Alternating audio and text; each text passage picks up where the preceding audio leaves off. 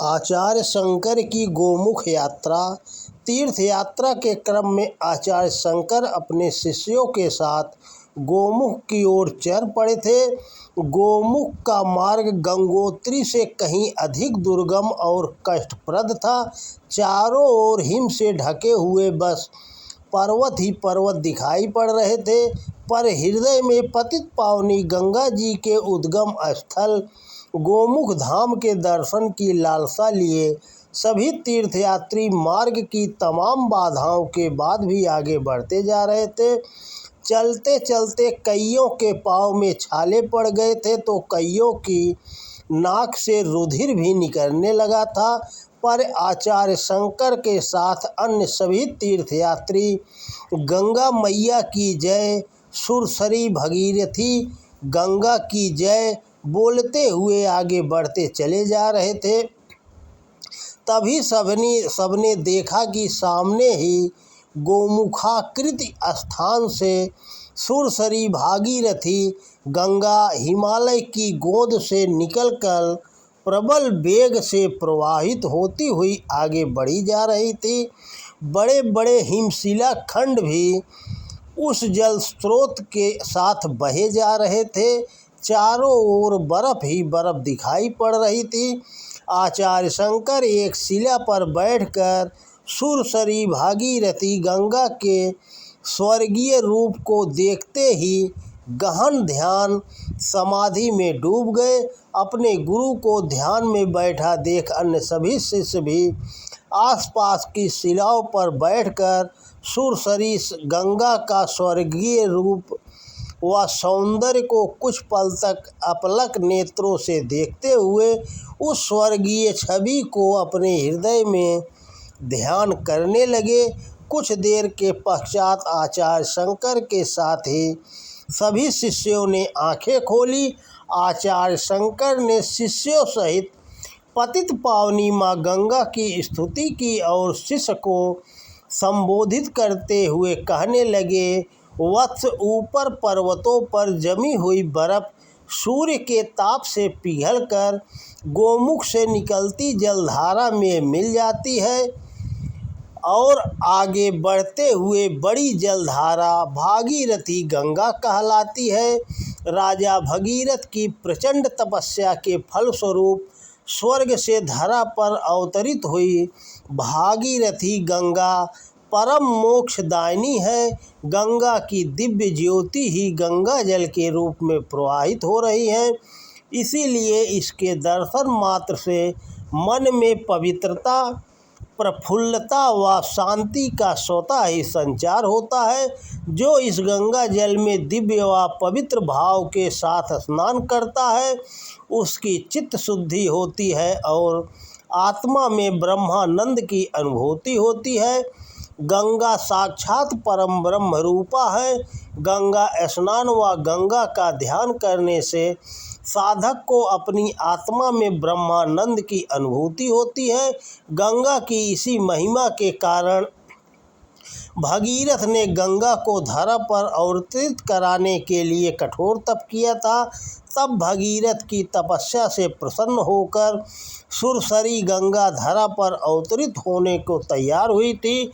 चूँकि धरती गंगा के प्रबल वेग को सहन नहीं कर पाती, इसीलिए भगीरथ ने माँ गंगा के कहने पर ही भगवान शिव की आराधना भी की थी और उससे सुरसरी गंगा को अपनी जटा में धारण करने की प्रार्थना की थी।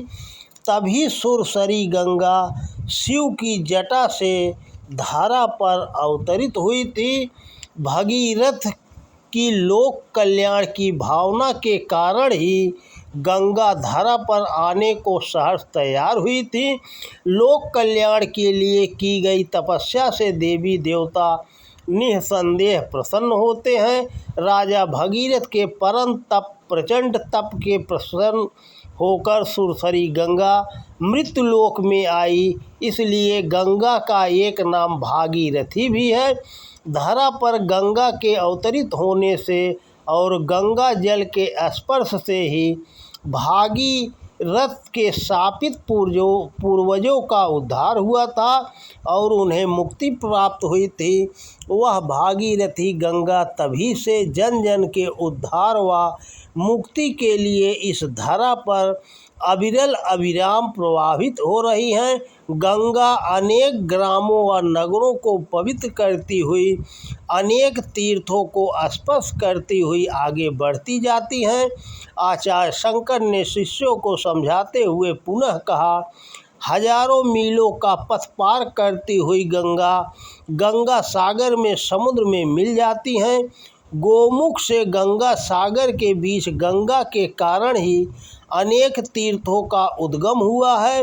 ब्रह्मानंद और मोक्ष प्राप्ति तथा जन कल्याण की भावना से अगणित साधकों, तपस्वी, ऋषियों, मुनियों ने गंगा के तट पर बैठकर तपस्या की है, साधना की है और परिणाम स्वरूप ब्रह्मानंद व मोक्ष प्राप्ति कर सकने में सफल हुए हैं।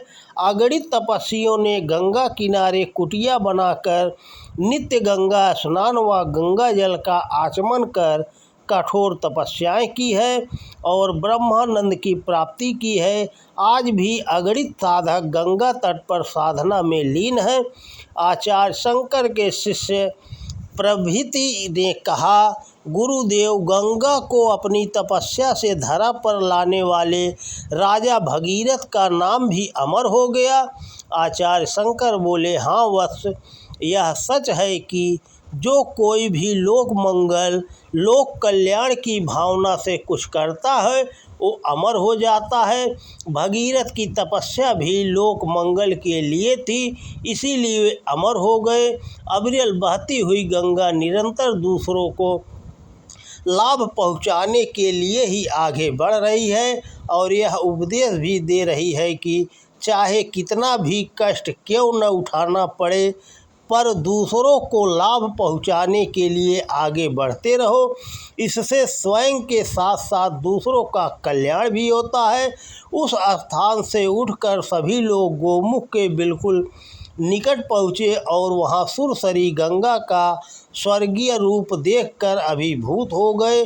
शंकराचार्य के साथ सबने माँ गंगा की स्तुति की और गंगा में स्नान कर पूजन किया और पुनः ध्यान में बैठ गए।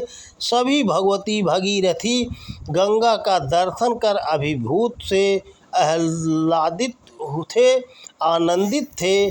ध्यान से उठने के पश्चात सभी भगवती भागीरथी गंगा की जय, माँ गंगा की जय, पतित पावनी गंगा की जय आदि जय घोष करते हुए वापस चल पड़े। मार्ग में रह रहकर हिम शिखरों से बड़ी बड़ी हिम चट्टानों के गिरने की आवाज़ आ रही थी। हर कदम पर खतरा ही खतरा था। पद्म पाद अपने गुरु की छाया बन चल रहे थे। आपस में बातचीत करते हुए वे कह रहे थे, हमारे बड़े भाग्य थे जो गोमुख के दर्शन हुए। पाँव को छालों पर पहाड़ी जड़ी का लेप करते हुए दूसरा तीर्थयात्री बोला, मार्ग में कितने संकट आए, कितनी बाधाएं आई। किसी ने अपनी नाक से निकले रुधिर को दिखाते हुए कहा, गोमुख का मार्ग बड़ा कष्टप्रद और दुर्गम है।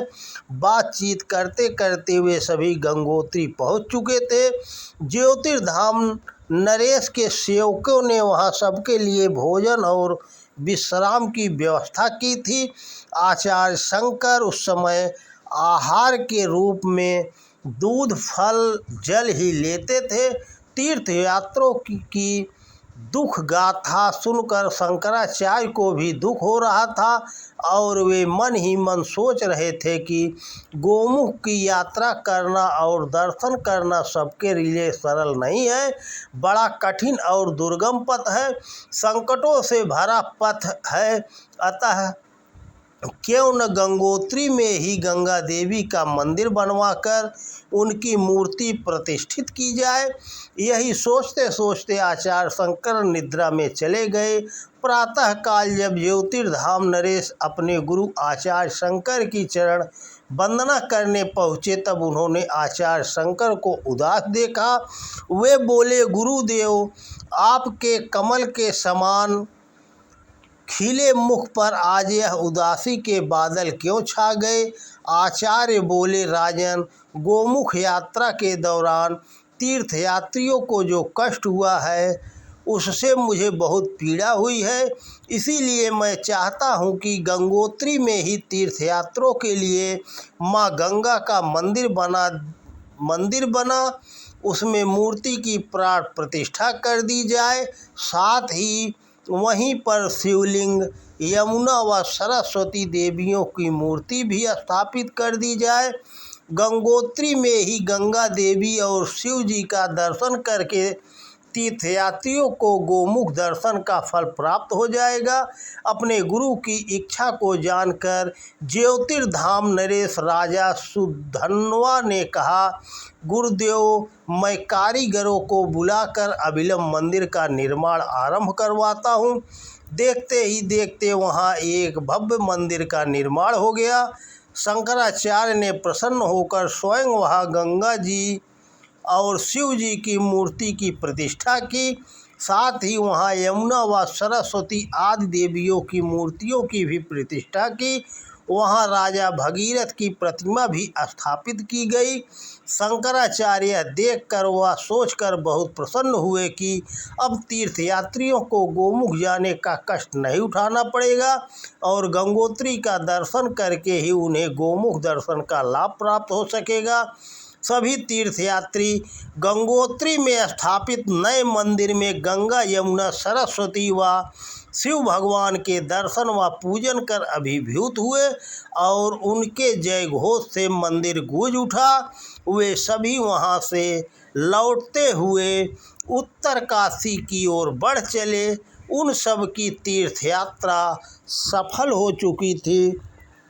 तो दोस्तों नमस्कार, वीडियो पसंद आए तो ज़्यादा से ज़्यादा शेयर करें। जय श्री कृष्णा, राधे राधे।